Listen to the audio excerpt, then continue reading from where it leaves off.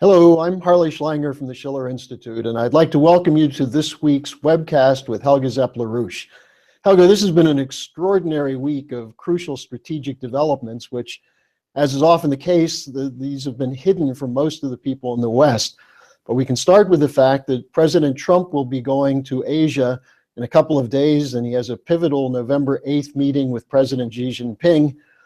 President Xi gave a very significant message yesterday where he said he's looking forward to the opportunity to cooperate with the United States on a win-win basis.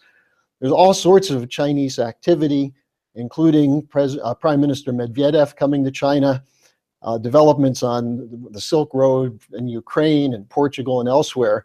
But then also, as you had forecast in one of the earlier webcasts, there's an effort to stop this from taking place. And we saw that with the Mueller intervention, the special counsel, the legal assassin, Robert Mueller, with a really fraudulent set of indictments over the last couple of days on Monday of this week, Paul Manafort and his aide Gates, and then this classic British FBI sting operation with George Papadopoulos. And right on cue, David Gergen came on CNN and said President Trump should not go to Asia in the middle of this. So where do things stand as we're sitting here today?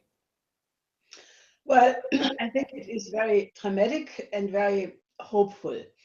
First of all, I think both presidents, President Trump and President Xi, have signaled ahead of the summit their best intention to make this a breakthrough. President Trump gave an extremely interesting interview to, I think it was Fox TV, Lou Dobb, where he said, that he expects the relationship between the United States and China to be absolutely great, that China is a great country, that he has the excellent relationship with President Xi Jinping. And then President Xi Jinping on his side had a meeting addressing the board of a meeting of the Tsinghua University, which is a very prestigious university in Beijing, where he said that he is looking far ahead and aiming high in the relationship with the United States. And this is actually, I think, a very interesting conception. You can also say it's a vision, looking far ahead and aiming high. And I couldn't help but to compare that to the policy approach of Chancellor Merkel, who always has a policy of little steps. And she once said even that, one can only steer ahead as far as one can see. Now that's quite a difference in the approach. And this comes naturally immediately after the 19th National Congress of the CPC, where Xi Jinping managed to unite the whole party behind his vision of the Belt and Road Initiative, of the idea of a community of a shared future of mankind. And he said that that is going to be discussed in the meeting with President Trump. So I think that the signs that the relationship between the two important countries in the world will turn out to be positive are very, very hopeful.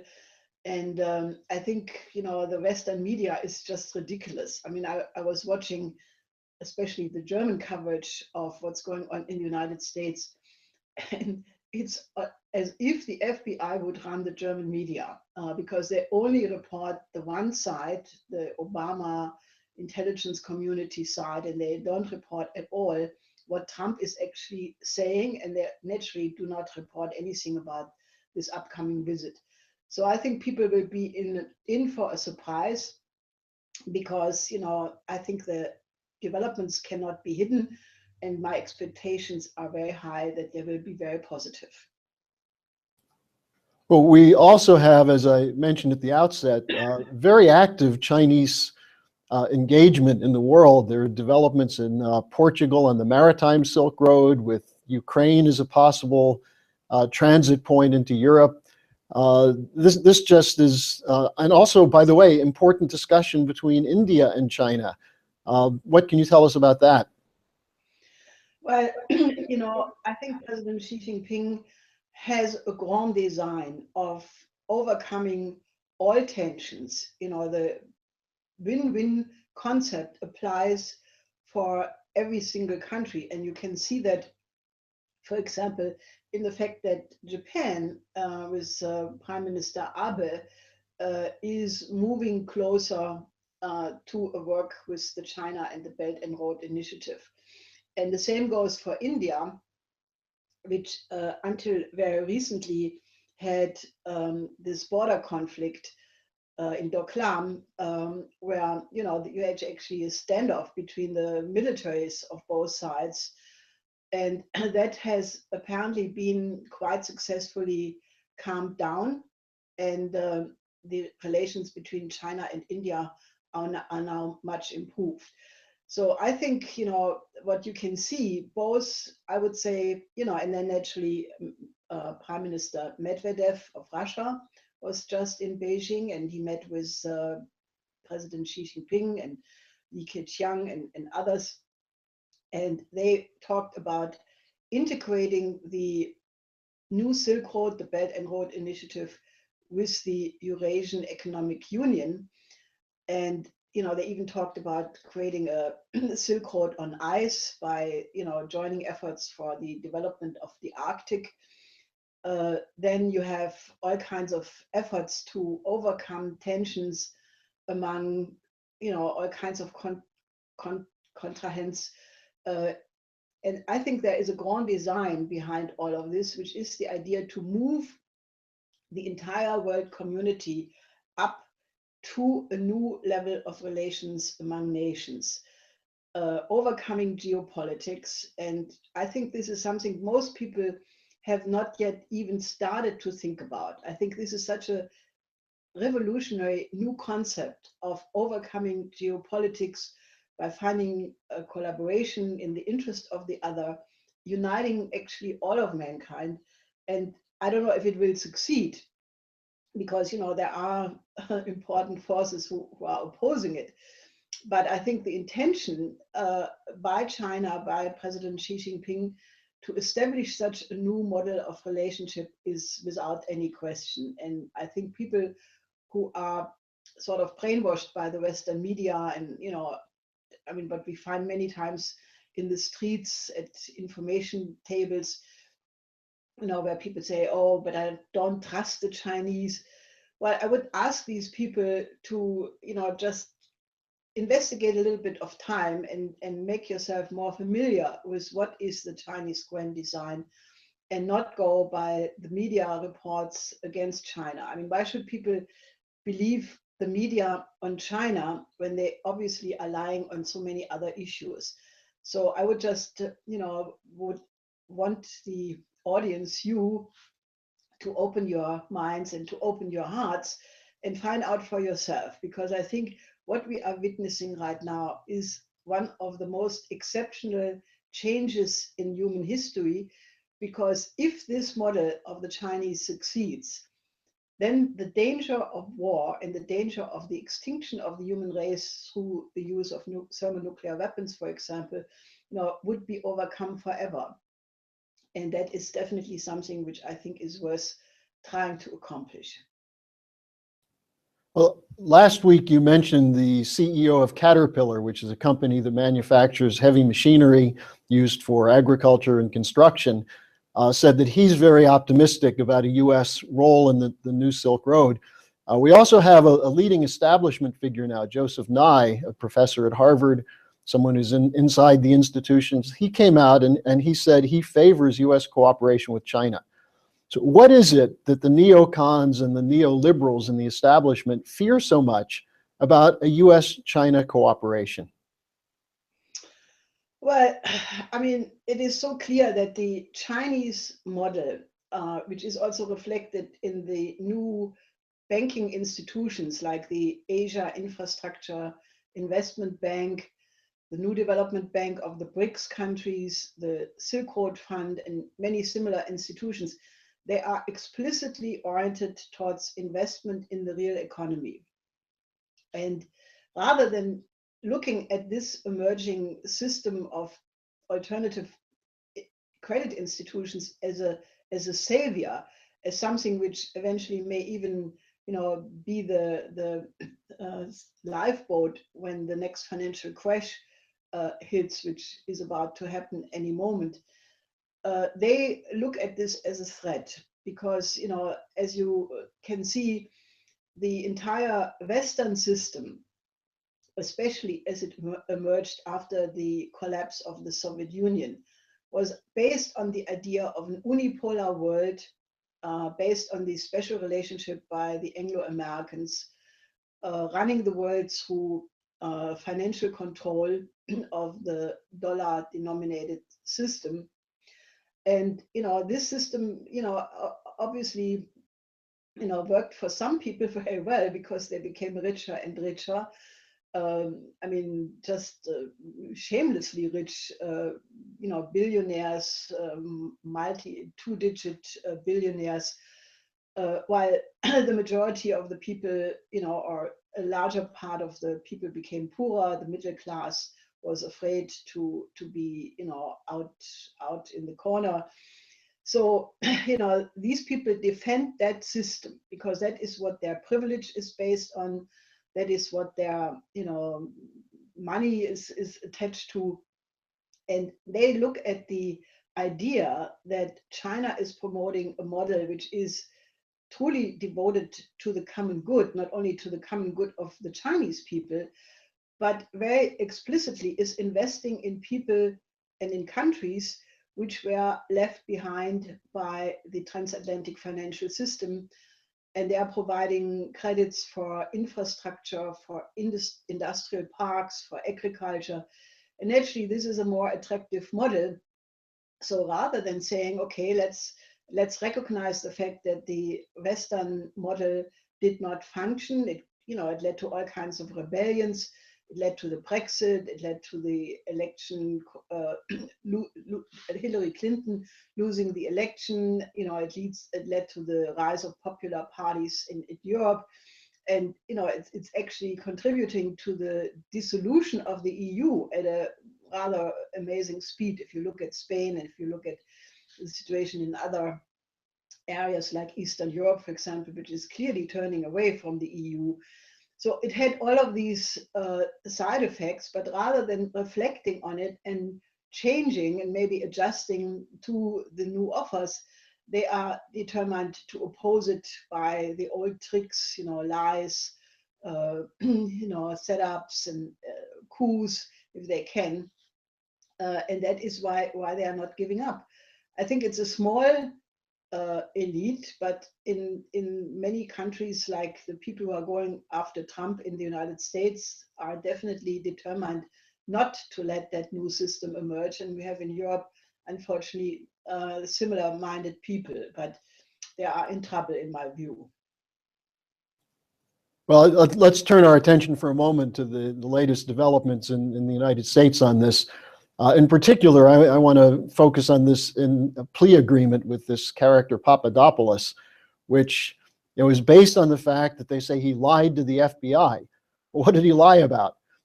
Supposedly, he was told that the Russians had hacked emails. Supposedly, he met with a Russian professor who turns out to be from Malta, and the Russian professor introduced him to Putin's niece, who turned out not to be Putin's niece. And the whole story just reeks of a classic FBI British operation, a sting operation. Now, you reminded people yesterday, I think it was, that your husband once said that when you're in a battle like this, you can't just counterpunch. And of course, Trump is a fairly effective counterpuncher, but you have to outflank the enemy. How could he do that? Well, I think one option which already has been publicly discussed in various publications is the idea to appoint a new special investigator, this time investigating Mueller, the FBI, the role of the British. And that is actually, what is going on. Because if you look what came out in the recent, I would say 10 days or so about this whole affair, is that there are all signs now that the Clinton campaign, the DNC, the Obama White House, they all paid this law firm Perkins Coie, who in turn paid GPS Fusion, who in turn paid Christopher Steele, the former MI6 agent, to produce trash. So they paid cash for trash. They produced, Steele produced this unspeakable dodgy dossier about Trump, which has no substance to it, but it was used by the FBI and by the Clinton campaign to smear, and by Obama naturally to smear Trump. Now, is that legal to use the intelligence services and the intelligence services of a foreign country to attack your political opponent in a presidential race? I think that's the real question here.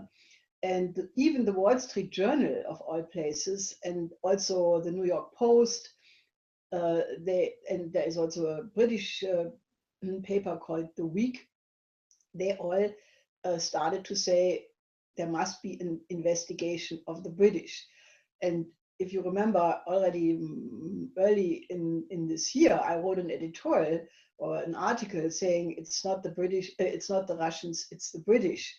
And that is exactly the issue. The role of the British in meddling in the internal affairs of the United States, the collusion of the secret services of the Obama administration in doing that. I think that is the real issue. So I think that Trump should pick this up and boldly move ahead with that, because this apparatus is what was bringing the world close to World War III in the confrontation with Russia just before the election.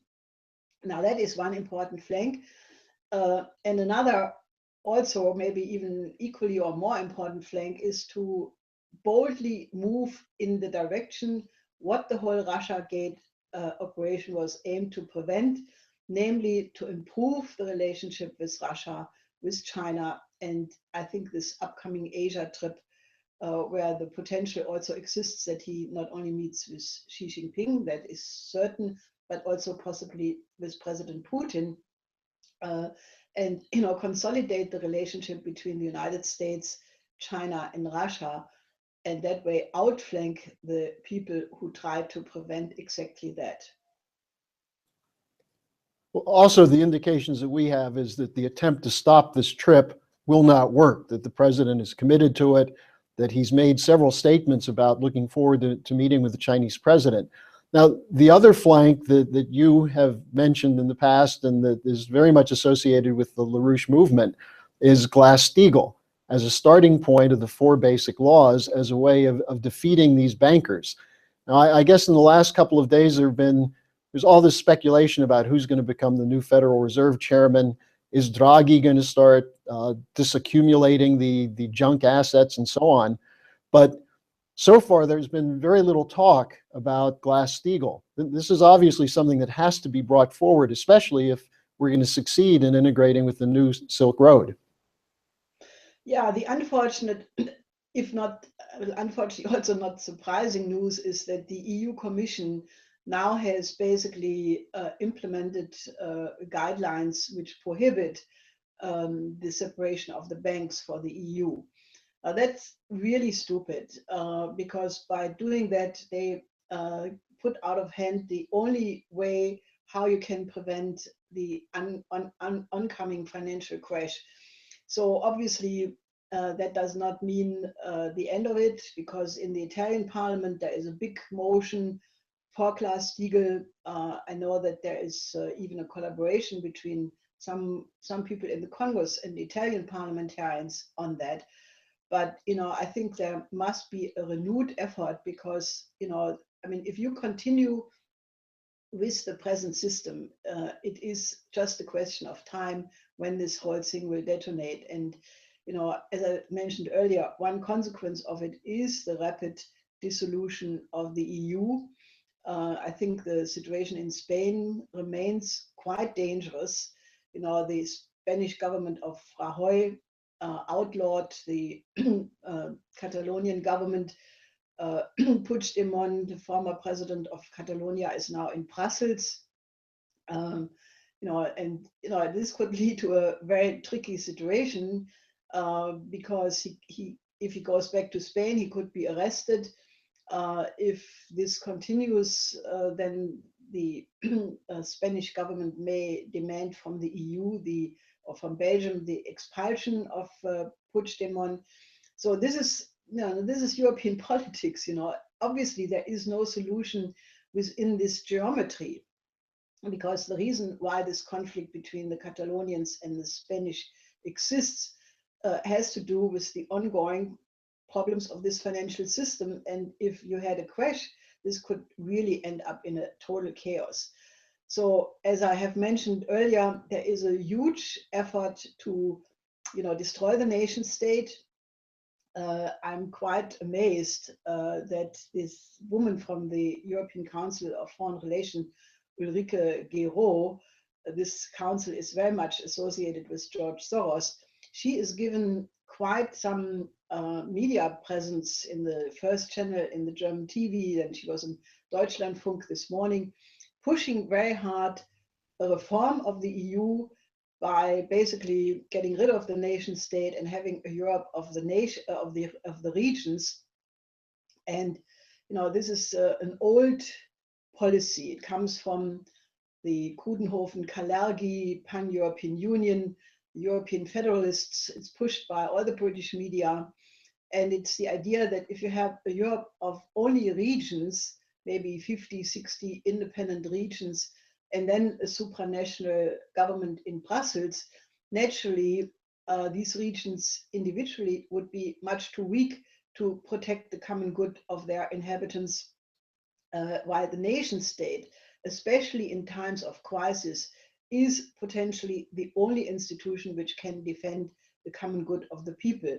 And naturally, those people who are pushing the liberal model want to get rid of the nation state for that reason. You had some banking houses in the United States who already years ago said we have to get rid of the European constitutions, because these constitutions were all written in the post-war period, where too much emphasis was given on sovereignty and common good, and we should change that. So I think this is a very important battle. And unfortunately, there is a lot of disunity in Europe. You have the East European countries, basically all going in the direction of the work with the new Silk Road, which is much more advantageous for them. You have a new Balkan Silk Road. You have, tremendous developments in the 16+1 countries, that is the Central and Eastern Europe countries working with China. But the only way how you can elevate that would be that the European governments would accept more clearly the collaboration with the Belt and Road Initiative. But the EU has dug in their heels, and Juncker, in the so-called State of the Union address in September, basically said that they will now implement mechanisms to control Chinese investments, and they're just geopolitically stuck. So I think I have much more hope in the short term for things which could come out of this trip by Trump. So if that, however, would have a positive result, then I think things in Europe would change also, because the idea that this disunified Europe could be in opposition to Russia, China, and the United States working together is rather ridiculous.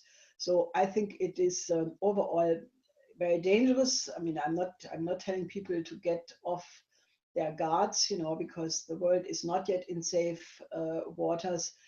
But I think it's very hopeful, and I would appeal again to all our listeners and viewers to come on board with the Schiller Institute.